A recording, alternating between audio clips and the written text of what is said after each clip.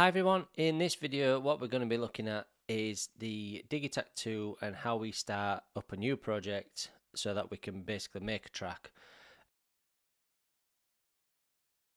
So with this, what we're going to do is go to the settings page, we press yes on the project, and then we go down to manage projects, and then we want to basically start up a new project. So if I click on yes, you'll see that a tick goes next to the 004.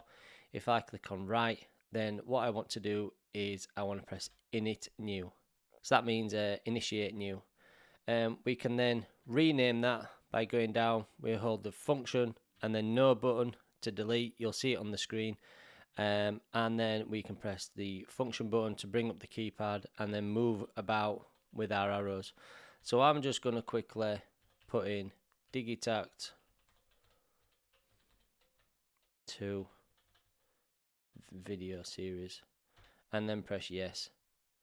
What that'll do then is that basically we have created a new project within that, but we haven't yet loaded that project.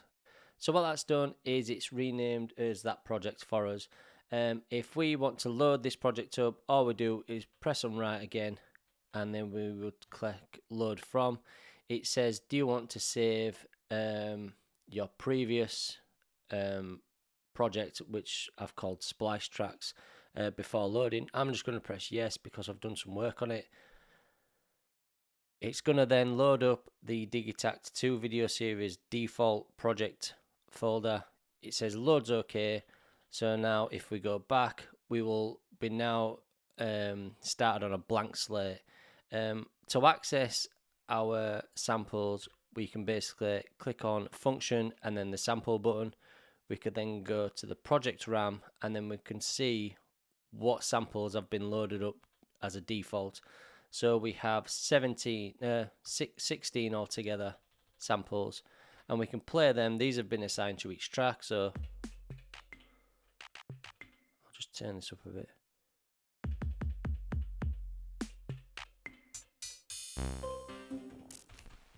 So they're the samples that come with it.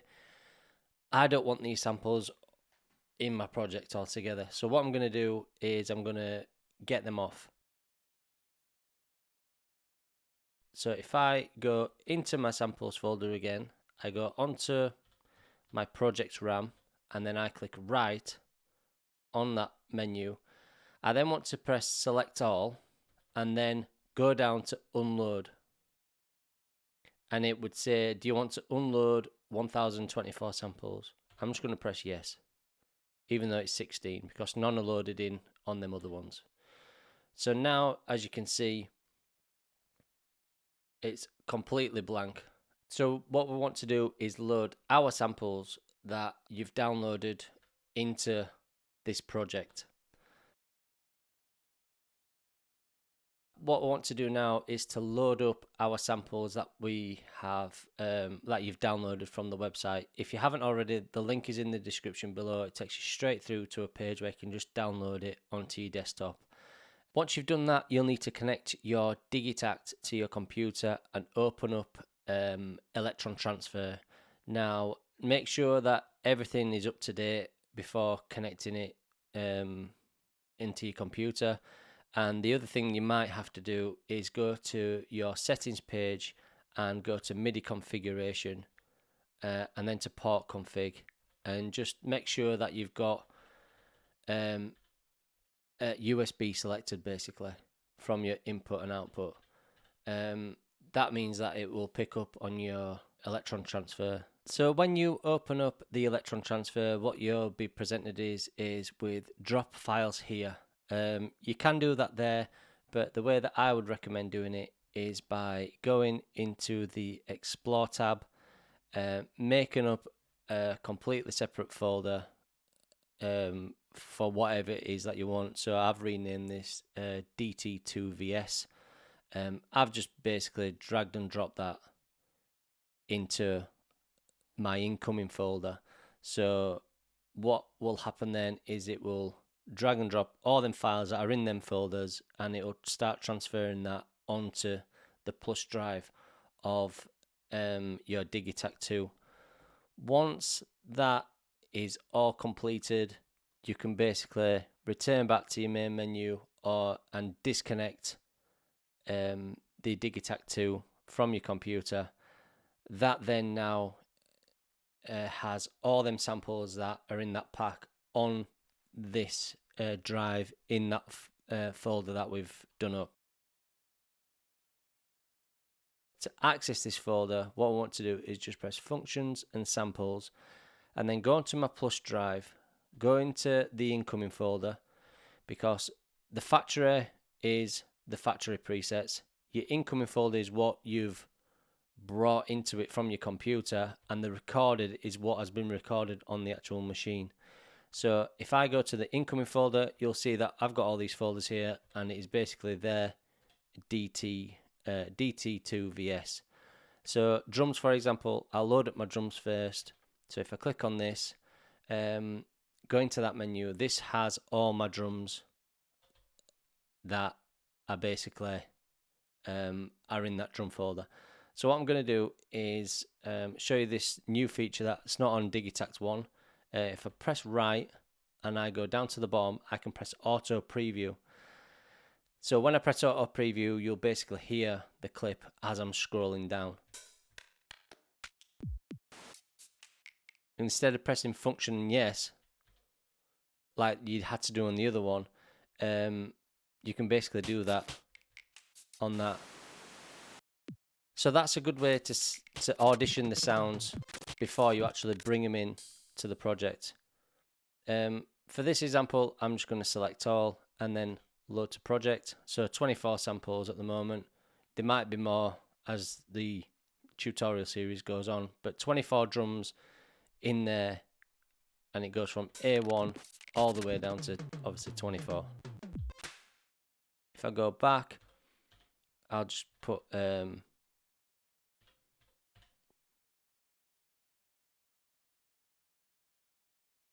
I'll just load in all the loops.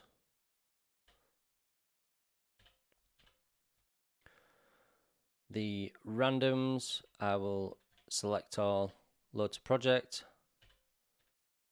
Vocals I'll leave off for the time being, and these waveforms I will load to project as well. So for this first part, we've got as drums, we've got as drum loops, and some melodic loops, and then we have some randoms.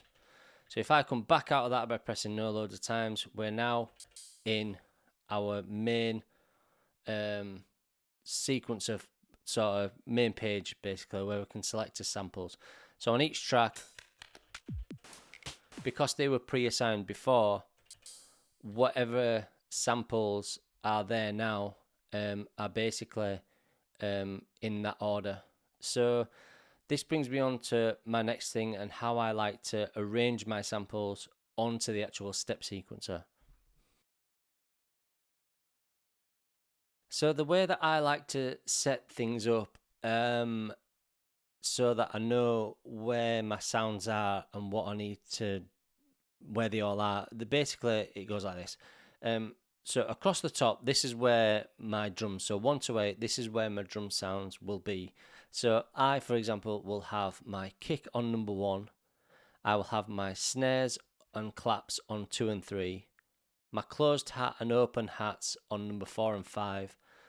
Toms on 6. Percussions on 7. And then maybe an effect on 8. These 3 can interchange between them. So if I didn't have any effects, I could basically add another tom on 6 and 7. And then the perk on number 8. But these top 8 are basically for my drums. On the row below that now, I have my 2 bass sort of slots, 2 melodic slots, and then 2 loop slots. These 2 here I leave spare if I hear a sound and I want to record that and then bring that in to audition it on a track. So I have these 2 as a sort of spare. I've put a template up obviously on the screen just to show you. But that is basically how I lay out my sounds and samples per project and per sort of pattern. So with one being selected, what I'm going to do is just go to this top right on the SRC page and then pick the kick. So I'll have that one. That's number one. So that's my kick. So I'll do all these now. I'll just do another couple and then I'll do it quickly. So 2 and 3 are going to be my snares and my clap. So that's a mono clap.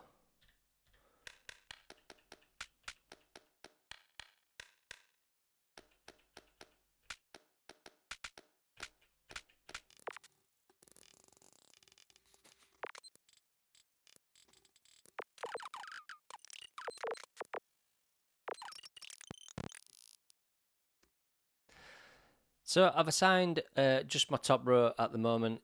So I've got my kick, a mono clap,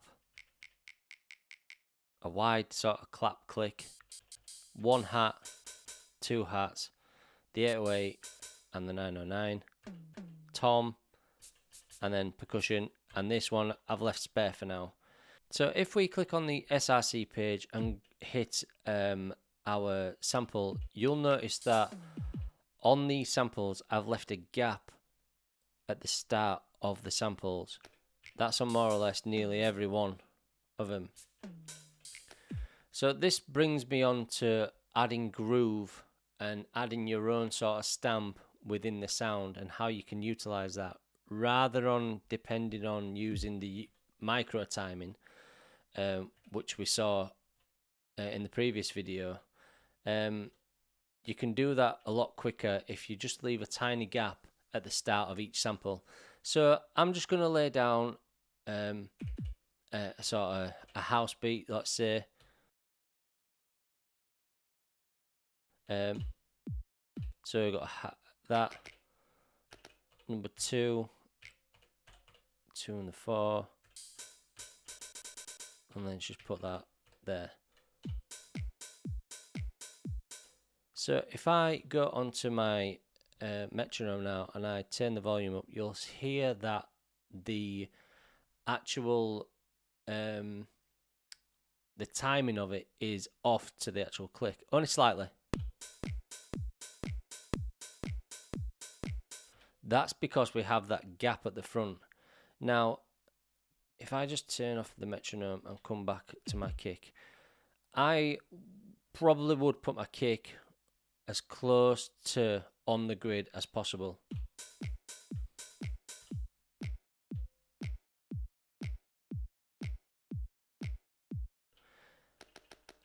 But this and that, for example, you could have one starting on the grid and one starting later. So this now, for example, would sound like this. I'd probably put the mono sound on the grid and the click, the wide click,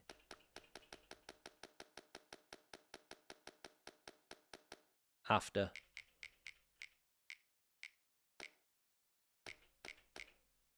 So this is how you start to create groove within your actual project. So you hear this is happening after the actual click.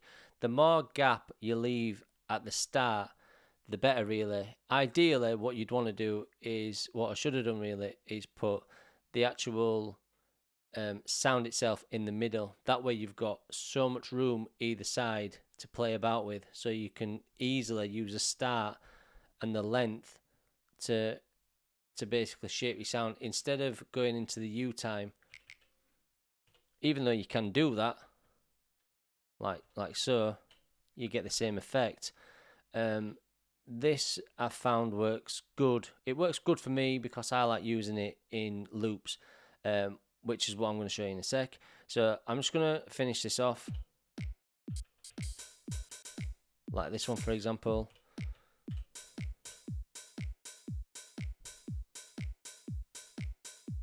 And as it's playing,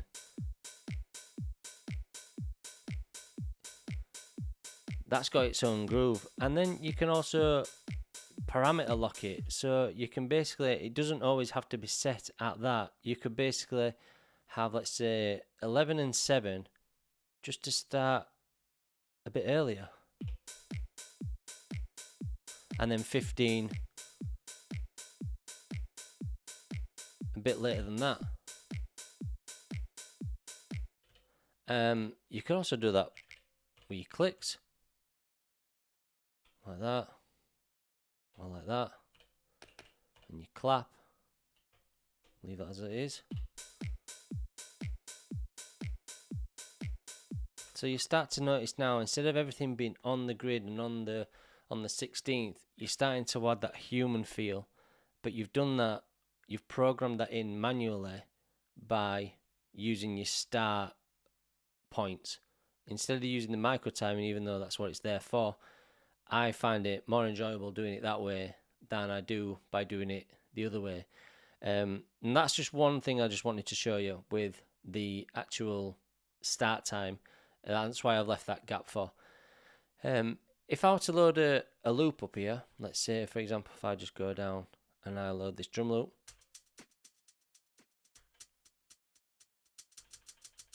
let's say this one, what I will do then is on this, I could then find basically my hat, and I only wanted to play it for the hat. If I just do this again, you can start the time now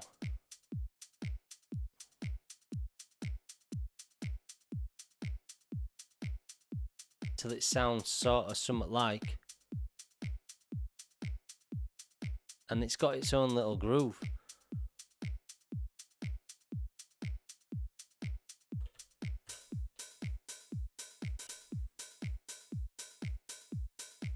You'll notice that drowns out that track, so we can have a bit of overdrive, a bit of volume to it.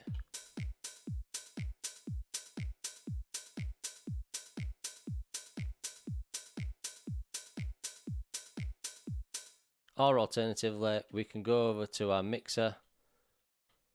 We know there's hats on channel 5, so then we can start to tweak.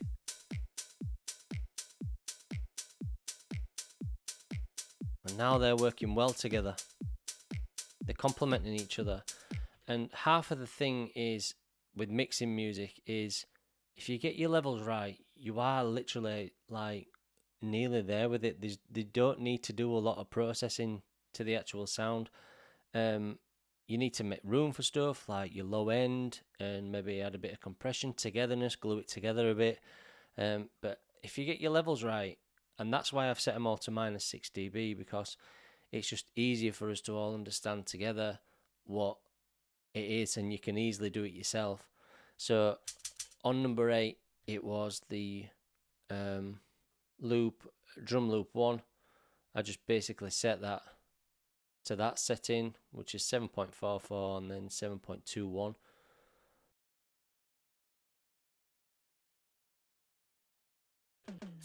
Let's say we've got the shaker now, and let's say we want to use Re-Trigs on this. We can do this one or two ways. We can go to our trigger page on menu 2.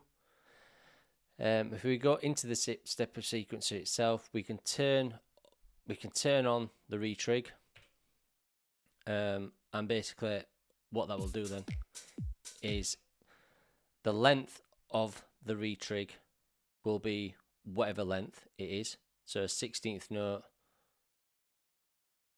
all the way up to infinite.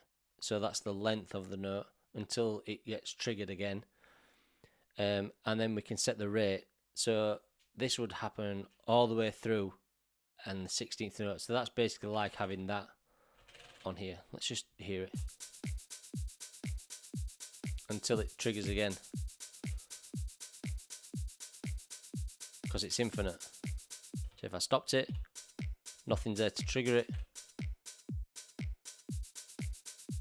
And then you could bring this down.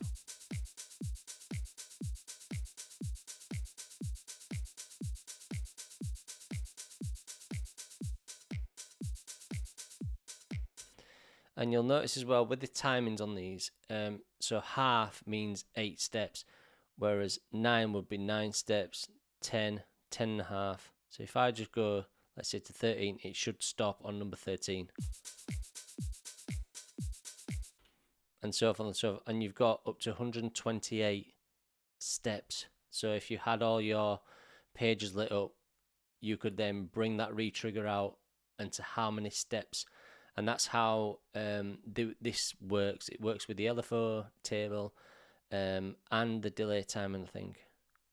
Might be wrong on that one, but it works with the LFO table at least. So they measure it in steps. So if I only wanted this on for, let's say, up to 4, so it'd be a quarter note for what time signature I'm in. And then I could do another trigger, but I could do this trigger, parameter lock it to be a triplet,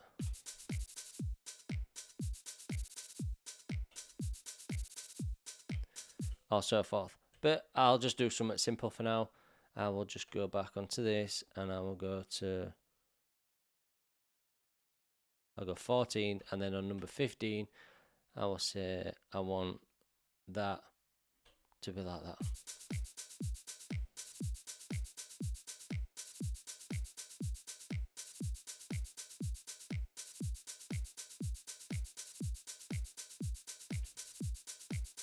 So that's how we can program in re-triggers, and obviously they go from 180 all the way down to 11.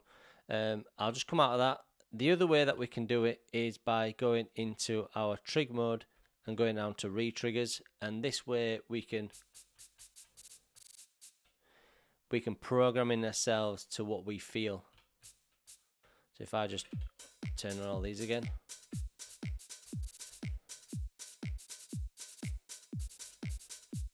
just play about.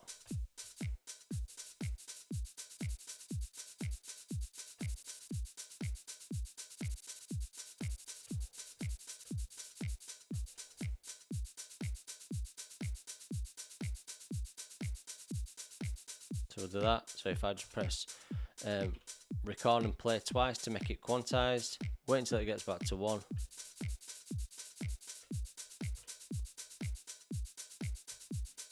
That there, we'll see that it's on the grid.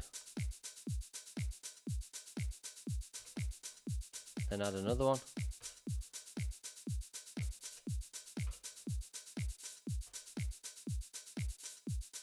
Copy that. I think it starts a bit too early. Paste that there. And then this one, just change it over a bit. Probably copy that again and paste it there. The other thing that we can do with the Re-Trigs is control the velocity fade. So on this we can click on the actual trigger itself, and we can either go negatively or positively. So if I just mute all these other tracks for now,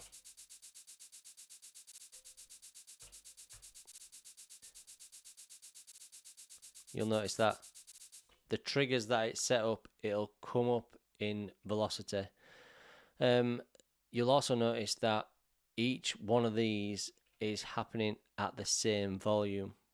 So doing it this way, even though it's a good and quick way to do it, what it'll do is it'll basically only be programmed to either go from a low volume like this to high volume, to how many steps you've taken. So you see that one, that's fading out, whereas this one should be fading in.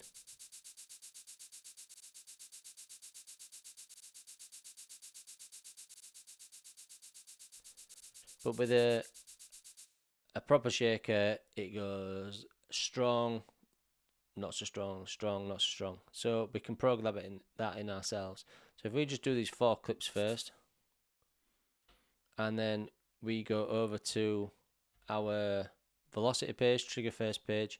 The first one wants to be quite strong, so that's his accent. and then we'll dip down, come back up again, and then dip down. Then what I want to do is just copy these four, paste, paste, paste, and then we can add a bit of swing. Bring in everything else. Volume's a bit too loud.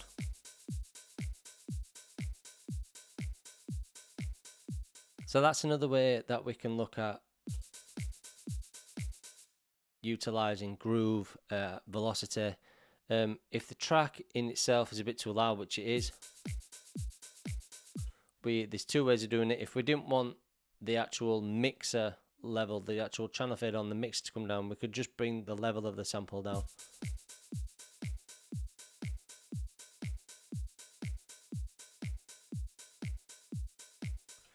That just adds a bit of energy into it. Even with that though, the start and end times, I've not sorted that out yet. So what I will do is I'll just set that back to its original. I'll go into this setting and I'll try and find the sweet spot with this start point.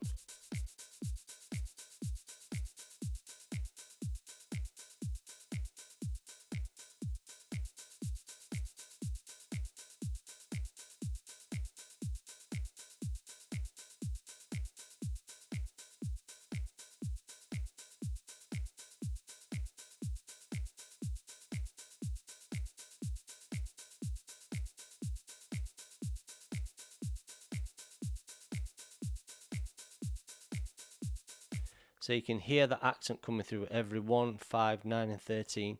So let's say these two here, we'll bring them down.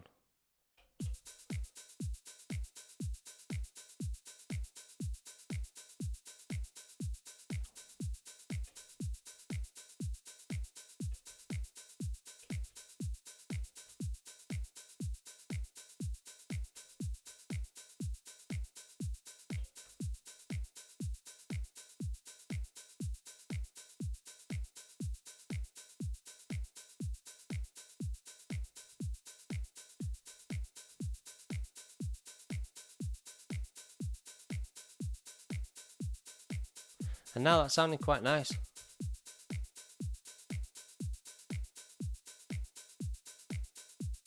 Just sort my attack out. And that's the shaker. What I do like to do though with these as well, the shakers, is add a bit of sample rate reduction.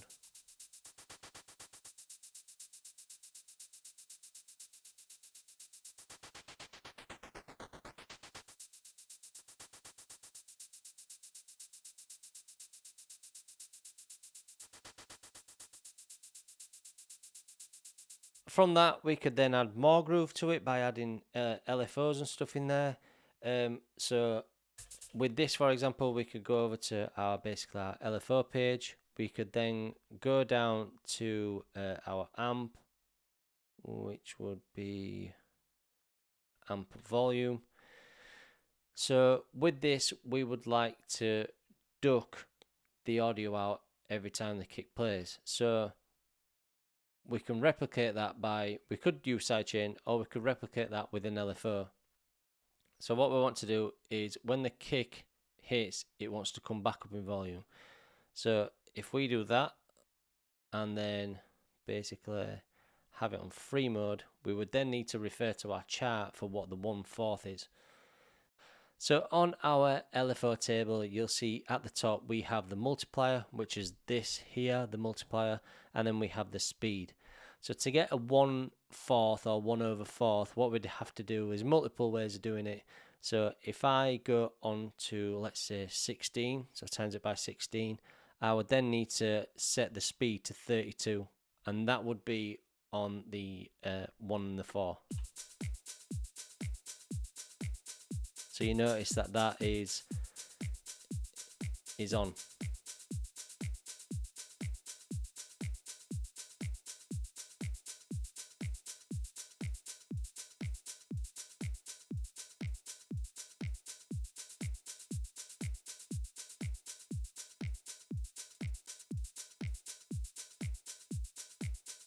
And that's how you could, if you did have the Re-Trigger on and you wanted to add groove into it, you could then use that as your sort of velocity. And what it's doing is it's basically doing that every time on every eighth note.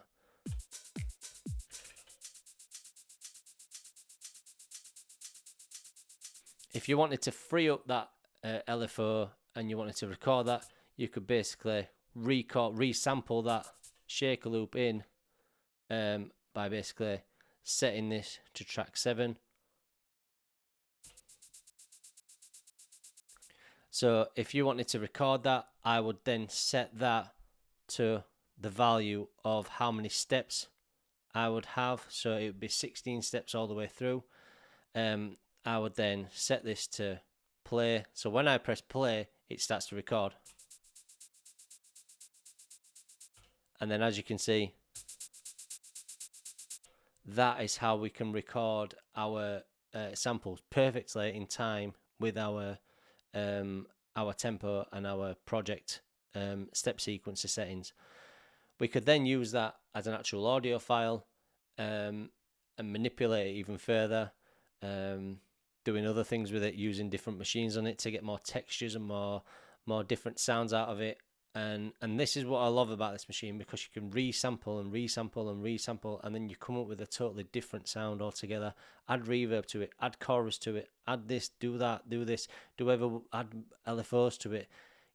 There's all sorts you can do, but it's there as a creative tool as much as a live performance tool.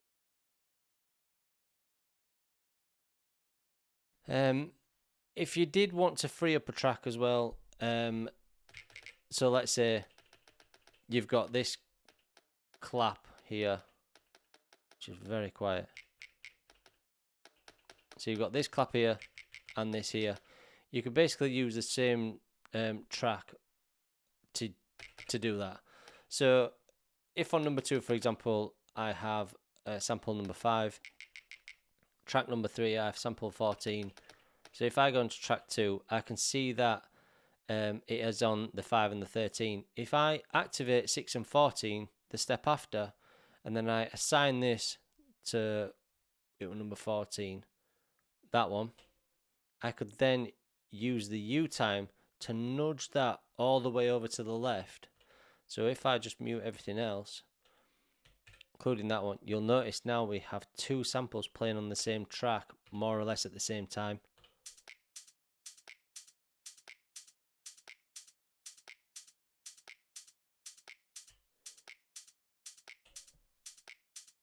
Or we can just nudge it a bit forward.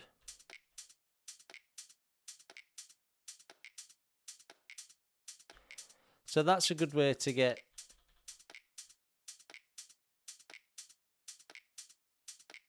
layering of different samples within the actual same track itself. So all you're doing there is just making these 2 here go like that, so they're more or less on top of each other, and then from that you can still change whatever parameters you want within this. So the fills are basically, if I just took all these off and I put all these on, and I just put, right, I want this to be a fill and I want that to be a fill, what would happen now is none of these would play until I press the actual fill button. So we have to come out of the step sequencer,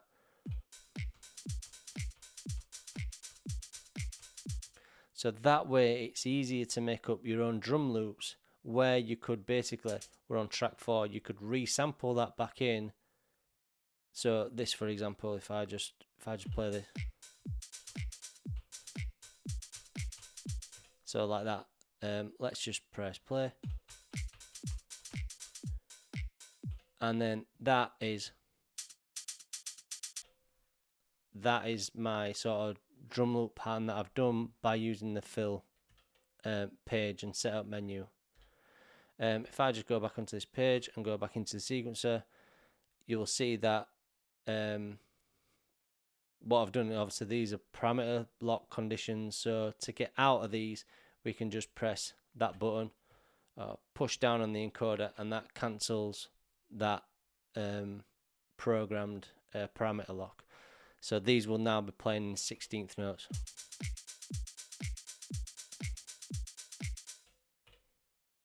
And then to get rid of them, we just obviously press each button, and now nothing's playing. If we wanted to, on this, say for example, we wanted to randomize something, or we wanted to add some more stuff to it, or some conditions to it, we could do that simply by holding down on a parameter itself. And let's say this one here, I wanted to randomize this 50% of the time, so it's got 50% chance of this trigger playing or not.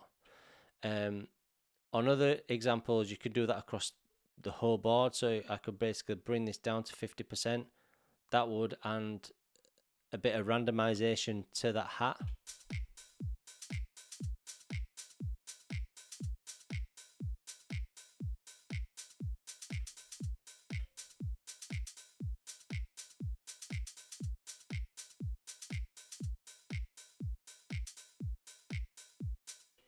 So they're good for sort of randomization sort of stuff.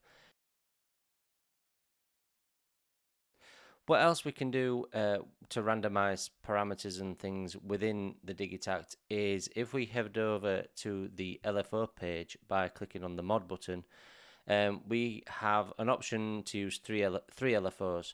So we can set the destination by this top right knob up here, so we can select whatever it is. You'll notice on the left hand side we have FLTR, that means it's on the filter page.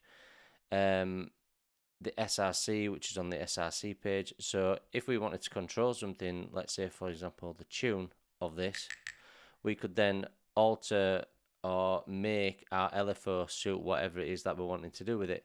So for example, if I wanted to randomize the pitch of it, so it's like getting hit in different sort of areas, creating different pitch tones, then I could just select the waveform to be random, and then I would then select what speed and what mode I would want. So every time this is hit on the trigger, I want that to change. So I'm going to go over to trigger mode. So every time it's hit, it's going to change. So if I just bring this up, you'll notice every time I hit the trigger,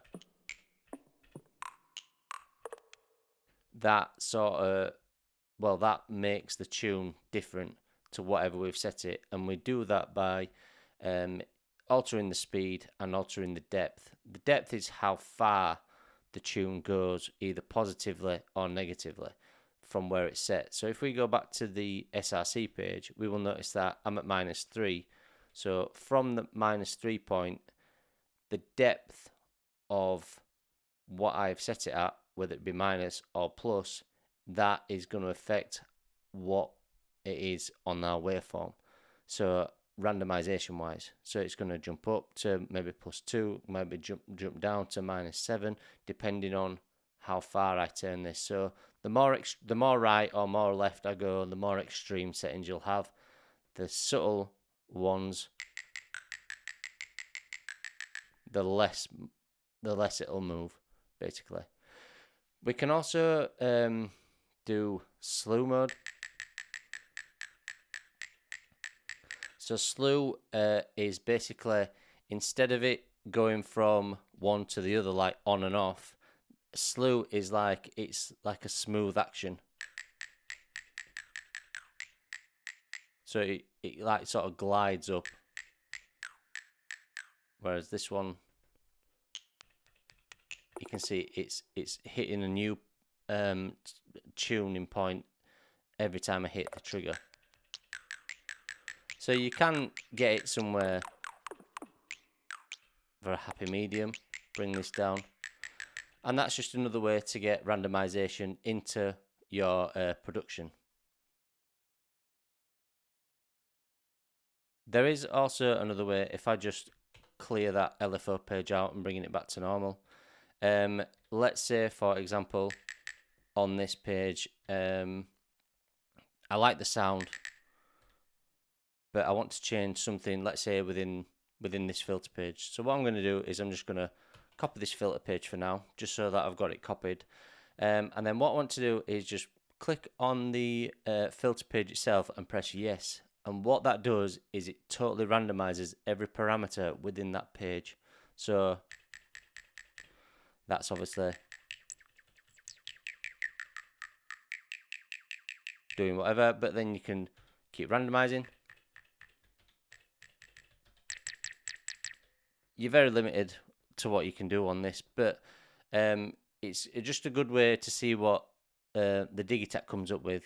So if I just go back and I just paste my original back onto that, back to my original sound, but you can get some interesting sounds on the effects. So if, for example, if I just copy that again, so I've got that my original sound copied, I could press the effects button and then yes.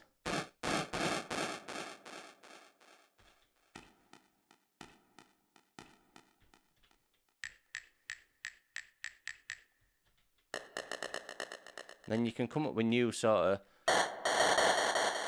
of sounds, and that's exciting, because if you're in a rut or you can't think of what to do next, then you can just basically just press that button, press yes.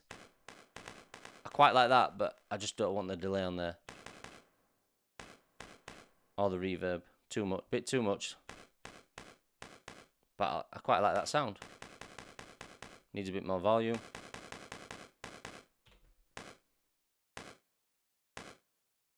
Compared to what we had, it's totally different sound, totally different dynamic, and that's just another way that you can randomize things and bring them into your productions. Let's say I'm on bar 16 here and I wanted to press these two down and add a condition to this. There are different conditions that we can use. The ones that I tend to go for are these here, these numbers. So what these mean is, so these two will play on the first playthrough, but on the second playthrough they won't play. Whereas exactly the same with basically this. So on the third playthrough it would play, but on the first and the second it won't. Whereas that it will play, it would be the opposite way around. That won't play. So they add more sort of diversity to what you can do, because you might want to play them two on the first two, but not on the third. So that's what that line across the top means. And then that goes all the way up to 8. So if you can imagine you've got 128 steps, if you do that, times it by 8, which is 1024, that is a big drum loop to play about with. So we can do this by pressing on the actual gear icon, going down to the pattern, clicking on rename, and then we will go, let's just call it DT2. Oops. Tell you what, I'll do VS. And then you'll see at the top now that pattern is labeled up as DT2VS. But because we're on pattern 1, when we go to pattern 2, it's going to be untitled. So pattern 1, we'd want to name it maybe as an intro.